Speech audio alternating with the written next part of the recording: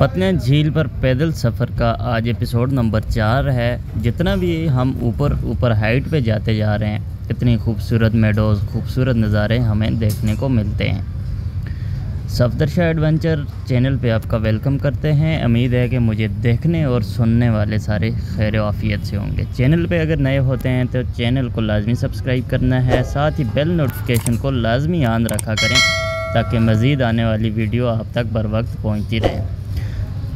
डना meadows के बाद नाश्ता करने के बाद हमारा सफ़र आगे पतनिया झील वाली साइड पे जारी रहा। इतनी हम हाइट पे चले गए थे कि अभी जो बादल हमें बिल्कुल बादल जो ऐसे लग रहा था कि हम बादलों को छूने वाले हैं, करीब जा रहे हैं बादलों के। थोड़ी सी चढ़ाई, कहीं पे सब्ज़ादार मैदान, कहीं पे हल्का फुल्का जंगल और कहीं पे हमें इस चीज़ का ज़्यादा खौफ था कि मौसम ने अचानक से पासा पड़ता था, बारिशें स्टार्ट होने लगी थी। हम इतने हाइट पे थे जहाँ से हमने अपने कैमरे को जूम करके नीचे वाली साइड पे देखा तो हमें जो लवात बाला का गांव है वो सारे गांव हमें अपने कदमों में नज़र आने लगे।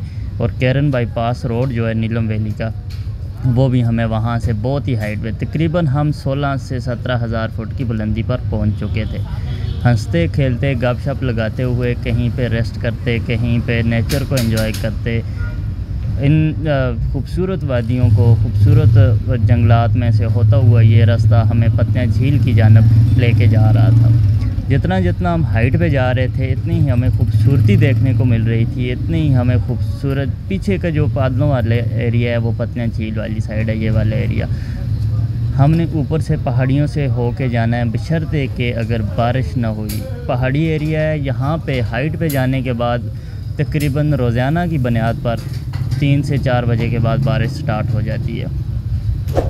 अगर बारिश नहीं होती तो हम इंशाल्लाह पतनिया झील तक मुकम्मल जो वीडियोज़ हैं, जो हमारे रास्ते में जो रुकावटें आती हैं, जो मुश्किलात आ रही हैं, जो हमें खूबसूरत नज़ारे देखने को मिल रहे हैं, उनकी तमाम वीडियो चैनल पे अपलोड होती रहेंगी।